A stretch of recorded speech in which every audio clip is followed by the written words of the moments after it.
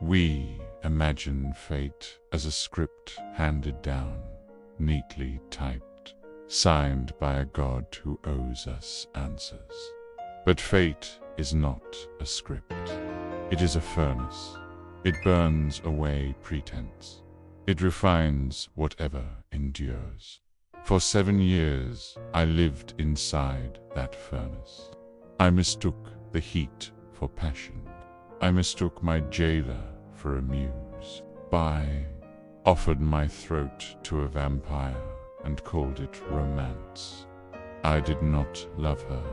I loved the fantasy she performed, a meticulous, cruel illusion designed to make me doubt the very evidence of my own eyes. She was not real, and I was a custodian of my own captivity, keys rusting in my pocket while I begged the jailer for mercy. If those 7 years were the anvil, then the day after the final revelation was the hammer. Every memory was struck, reheated, struck again. Some pieces warped in the heat and were cast aside. Others glowed. I was prepared to burn the entire gallery to the ground. But then a voice, not of pity, a voice of iron and clarity. A friend, Kinnan. He did not offer me a hand to pull me from the fire. He handed me a lens, and through it he taught me to see the wreckage not as an end, but as a necessary beginning. He taught me Amor Fati. Do not mistake it. Amor Fati is not passive acceptance. It is active consent to reality. The Stoics would tell a soldier, do not plead with the storm line with it. Set your sail to what is, not what was promised in a fever dream. Perception, judgment, action, in that order. Bile, and only then tranquility. There is a cruelty to this discipline. It does not soothe. It clarifies. It asks, if this exact treachery revisits you in the night wood, you meet it with the same eyes, or new ones. Nietzsche called it the eternal recurrence, the test of affirmation. To live as though every wound and every wonder would repeat precisely, forever, and still say yes. Not because pain is sacred, but because truth is. Yes, because what is necessary in things can be seen as beautiful when the eye is trained to seek necessity first, beauty second, not the beauty of the lie. The beauty of the line that holds under pressure, the beauty of the beam that does not splinter. Only great pain, he said, is the liberator of the spirit. It does not make us nicer. It makes us precise. It teaches the mind to bear more truth than it once could, without breaking its teeth on it. The mirage was a counterfeit cathedral. Stained glass, yes, but painted sugar. A trick of light and thirst. Amor Fati shattered the sugar window. The desert remained, and then, at last, water. Keenan's lens did not erase the desert. It revealed the well beneath it. He did not lower a bucket. He placed a mirror over the mouth and made me see the face of the man standing in the way. So what is to be done? First, take inventory without poetry. Strip the adjectives. Keep the facts. What was promised? What was delivered? What was concealed? What was revealed? Write it cold. Read it aloud. If the voice trembles, do it again. Second, dissolve the idol. Not with rage, with ridicule. Name the performance. List the props. The urgent apology. The invented crisis. The sudden tears. The strategic silence. stagecraft, not soul.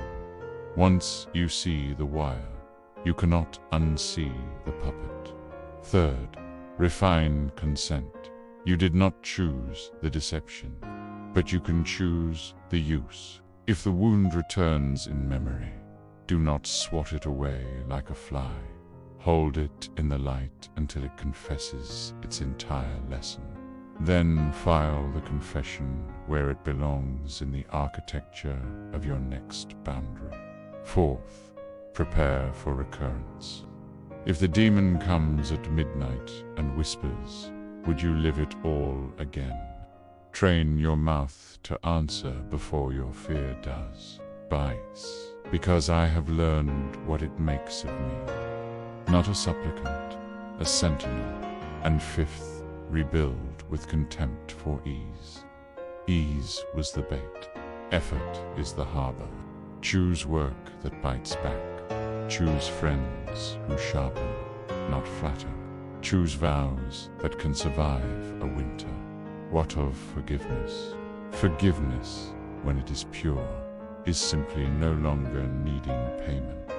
But those who trade in fraud are not paid by forgiveness. They are paid by attention. Deny them that currency. Let their theater play to empty chairs.